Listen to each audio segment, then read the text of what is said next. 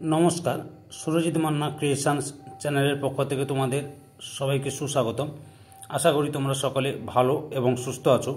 আমি তোমাদের জন্য এই ভিডিওটিতে তুলে ধরছি 2025 সালের ক্লাস 6-এর রায় ও মাটির প্রশ্নবিচিত্রা থেকে সেকেন্ড ইউনিট টেস্টের জন্য পরিবেশ ও বিজ্ঞান বিষয় থেকে এক সেট প্রশ্নপত্রের সম্পূর্ণ সমাধান করছি। অলরেডি আমি তোমাদের সামনে ভূগোল, ইতিহাসের সবগুলো সেট আলোচনা করে দিয়েছি এবং পরিবেশ বিজ্ঞান ও বাংলা আলোচনা করছি। তোমরা আগের ভিডিওগুলো দেখতে চাইলে আমার চ্যানেলের প্লেলিস্টে গিয়ে দেখে নাও, না হলে এই ভিডিও ডেসক্রিপশনে তার লিঙ্ক দেওয়া থাকবে, ওখানে ক্লিক করে দেখে নিতে পারো। আলোচনা করার আগে তোমাদের কাছে অনুরোধ, তোমরা ভিডিওটি না টেনে পুরোটা দেখো। ভিডিওটি কেমন লাগলো কমেন্ট করে জানিও, ভিডিওটিতে লাইক দাও এবং শেয়ার করো, এবং চ্যানেলে নতুন হলে চ্যানেলটিকে সাবস্ক্রাইব করে চ্যানেলের সঙ্গে যুক্ত হয়ে যাও। আলোচনা শুরু করছি। পেজ নাম্বার 219-এর 9 নম্বর মডেল সেট বারওয়ান town school and Siliguri boys high school HS, এই দুটি স্কুলের প্রশ্নপত্রের সেটটি আলোচনা করছি। অলরেডি আমি 1 থেকে 8 নম্বর স্কুল পর্যন্ত আলোচনা করে দিচ্ছি। তোমরা ওই ভিডিওগুলো দেখতে চাইলে আমার চ্যানেলের প্লেলিস্টে গিয়ে দেখে নাও, না হলে এই ভিডিওর ডেসক্রিপশনে তার লিঙ্ক দেওয়া আছে, ওখানে ক্লিক করে দেখে নিতে পারো। একের দাগে সঠিক উত্তরটি নির্বাচন করো, যে কোনো 10টি। প্রথমেই রয়েছে ক্যালসিয়ামের অভাবে প্রদত্ত কোনটি দুর্বল হয়ে পড়ে? অপশান বিতে হাড়। কি বললাম? হাড় হবে। অপশান বিতে হাড়। 2 নম্বরে কোনো গ্যাস বা তরল গতিশীল হলে যে স্থানে ওই তরল বা গ্যাসের বেগ বেশি সেই স্থানে ওই গ্যাস বা তরলের চাপ অপশান এতে কম হয়। 3 নম্বরে তলের মসৃণতা বাড়লে ঘর্ষণ বল অপশান এতে কমে যায়। 4 নম্বরে উদ্ভিদের বৃদ্ধি পরিমাপ করা হয় যে যন্ত্র, কোন যন্ত্রের সাহায্যে? অপশান এতে অক্সানোমিটার। 5 নম্বরে লোহার প্রধান আকরিক হলো? অপশান এতে হেমাটাইট। তারপর 6 নম্বরে লোহার সঙ্গে অপশান সিতে ক্রোমিয়াম মিশিয়ে স্টেনলেস স্টিল তৈরি করা হয়। 7 নম্বরে ভর পরিমাপ করা হয় অপশান এতে দাঁড়িপাল্লা। 8 নম্বরে হৃৎপিণ্ড থেকে রক্ত সারা দেহে যে নলগুলো দিয়ে বয়ে যায় তার নাম হলো? অপশান এতে ধমনী। 9 নম্বরে মোটর বাইকে জ্বালানি রূপে ব্যবহৃত হয় অপশান এতে পেট্রোল। 10 নম্বরে একটি পরিবর্তিত শিলার নাম হলো? অপশান সিতে স্লেট। 11 নম্বরে গৌড় সৌরদিনকে 24 দিয়ে ভাগ করলে পাওয়া যায় অপশান এতে ঘন্টা। তারপরে রয়েছে 12 নম্বরে বলের একক এসআইতে হলো? অপশান সিতে নিউটন। 13 নম্বরে কনুই বা হাঁটুতে রয়েছে? অপশান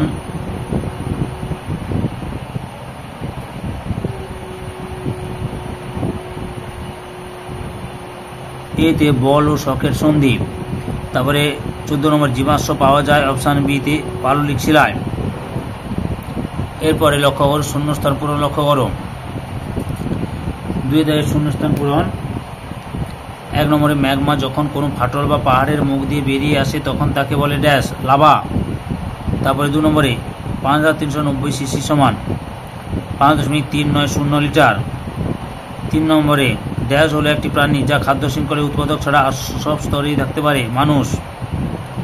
4 নম্বরে 1 কিলো পাস্কাল সমান ড্যাশ পাস্কাল? 1000 পাস্কাল। 5 নম্বরে বুক ও পেটের মাঝে অবস্থিত শ্বাসপেশির নাম হলো ড্যাশ? মধ্যচ্ছদা। 3 দাগে সত্য বা মিথ্যা নির্ণয় করো, যে কোনো 3টি। প্রথমে রয়েছে কয়লা পুড়িয়ে জলবিদ্যুৎ উৎপাদন করা হয়? মিথ্যা। 2 নম্বরে ক্ষেত্রফল সমান দৈর্ঘ্য গুণিতক প্রস্থ? সত্য। 3 নম্বরে গতিশীল অবস্থায় বস্তুর মধ্যে কাজ করার যে সামর্থ্য বা শক্তি আসে তাকে বলে গতিশক্তি?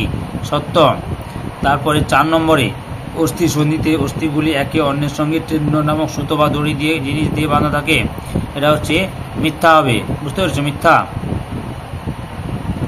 এরপরে 4 দাগে লক্ষ্য করো নিচের প্রশ্নগুলির অতি সংক্ষিপ্ত উত্তর দাও, যে কোনো 6টি। প্রথমে রয়েছে এসআইতে দৈর্ঘ্যের একক কি? মিটার। 2 নম্বরে সূর্য থেকে পাওয়া যায় না এমন একটি শক্তির উৎসের নাম লেখো? পারমাণবিক শক্তি। 3 নম্বরে একটি উদাহরণ দাও যেখানে বায়ু শক্তিকে কাজে লাগানো হয়? পাল তোলা, নৌকা চালানো। 4 নম্বরে মানুষের লালারসে উপস্থিত একটি জীবাণুনাশক রাসায়নিকের নাম লেখো? লাইসোজাইম। 5 নম্বর আলোকবর্ষ কাকে বলে?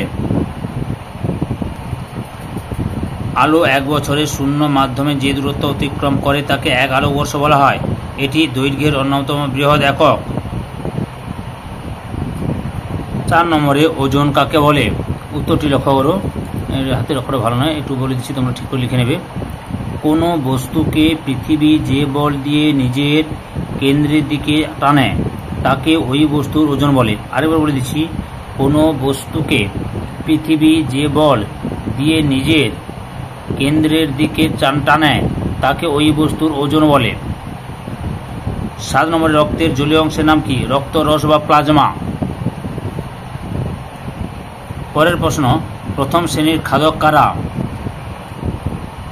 যেসব প্রাণীরা সরাসরি উদ্ভিদকে খাদ্য হিসেবে গ্রহণ করে তাদের বলা হয় প্রথম শ্রেণীর খাদক।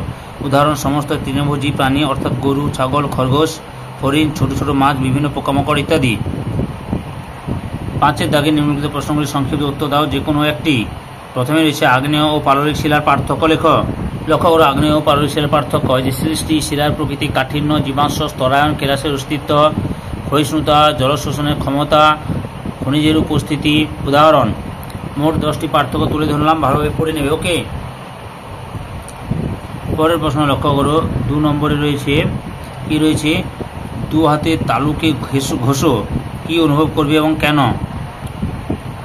2 হাতে তালু পরস্পর ঘষলে গরম হয়ে ওঠে, কারণ ঘষার সময় তালু দুটোর মধ্যে ঘর্ষণ হচ্ছে, ফলে একে অপরের গতিকে বাধা দিচ্ছে। এই বাধা অতিক্রম করার জন্য যে কাজ করতে হয় সেই কাজেই তাপে পরিণত হয়। পরের প্রশ্ন 3 নম্বর, তাপবিদ্যুৎ কি? উত্তরটি লক্ষ্য করো, সেই তাপ থেকে যে বিদ্যুৎ পাওয়া যায়, একটু এখান থেকে হবে, একটু ভুল বললাম। কয়লা ও প্রাকৃতিক গ্যাস পুড়িয়ে আমরা তাপ পাই, সেই তাপ থেকে যে বিদ্যুৎ পাওয়া যায় তা হলো তাপবিদ্যুৎ। আরেকবার বলে দিচ্ছি, কয়লা ও প্রাকৃতিক গ্যাস পুড়িয়ে আমরা তাপ পাই, সেই তাপ থেকে বিদ্যুৎ পাওয়া যায় তা হলো তাপবিদ্যুৎ। 6 দাগে নিচের প্রশ্নগুলি উত্তর দাও, যে কোনো 7টি। প্রথমে যে চিত্র সব বল ও শকের সন্ধি এর অবস্থান উল্লেখ করো।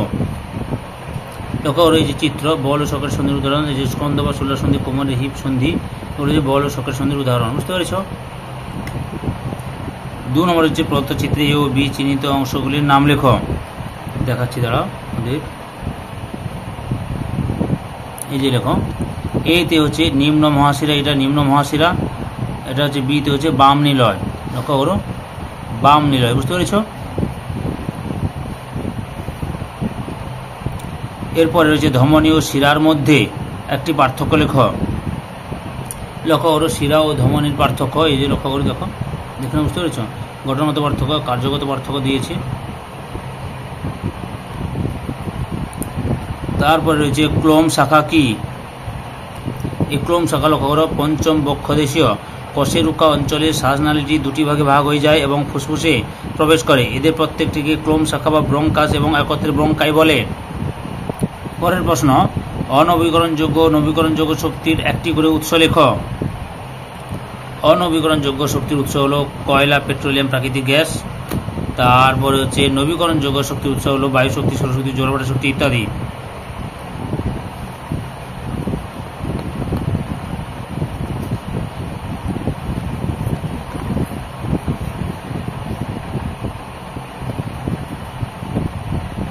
তারপরে রয়েছে প্রদত্ত ঘটনাগুলিতে কোন শক্তি কোন শক্তিতে রূপান্তরিত হয়? না এতে সৌর কুকার চালু করা হলো এবং বিতে ইলেকট্রিক ইস্ত্রি চালু করা হলো। উত্তরটি লক্ষ্য করে দেখাচ্ছি, এই যে এতে সৌর কুকার চালু করা আলোক শক্তি থেকে তাপ শক্তি, আলোক শক্তি থেকে তাপ শক্তি, ইলেকট্রিক ইস্ত্রি চালু করা তড়িৎ শক্তি থেকে তাপ শক্তি, তড়িৎ শক্তি থেকে তাপ শক্তি, বুঝতে পেরেছ? পরের প্রসঙ্গে জীবাশ্ম জ্বালানি ব্যবহারের একটি সুবিধা লেখো।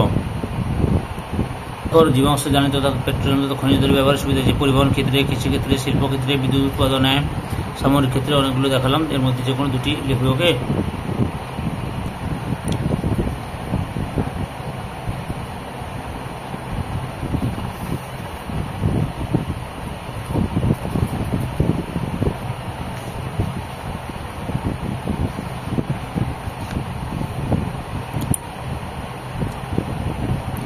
বিশুদ্ধ ধাতু অপেক্ষা সংকর ধাতু ব্যবহারের সুবিধাগুলি লেখ।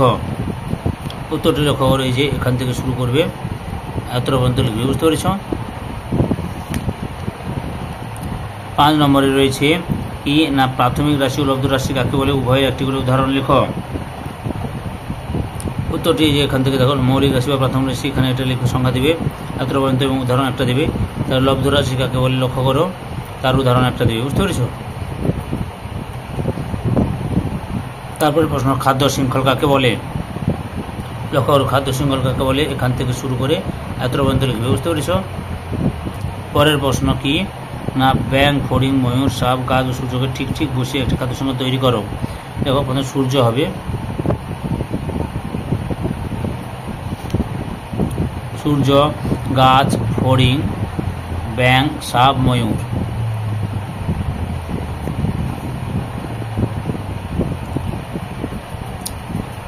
প্রথমে হচ্ছে চাপের সংখ্যা দাও। চাপ কাকে বলে? কোনো তলের একক ক্ষেত্রফলের উপর লম্বভাবে প্রযুক্ত বলকে চাপ বলে। চাপ সমান প্রযুক্ত বল বাই ক্ষেত্রফল।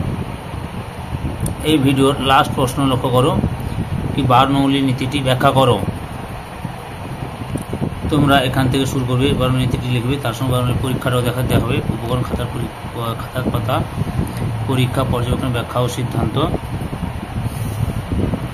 দিয়ে বৃষ্টি পড়ে যায়নি এত মতো লিখবে। সম্পূর্ণ ভিডিওটি দেখে আমার চ্যানেলে পাশে থাকার জন্য তোমাদের সবাইকে অসংখ্য অসংখ্য ধন্যবাদ।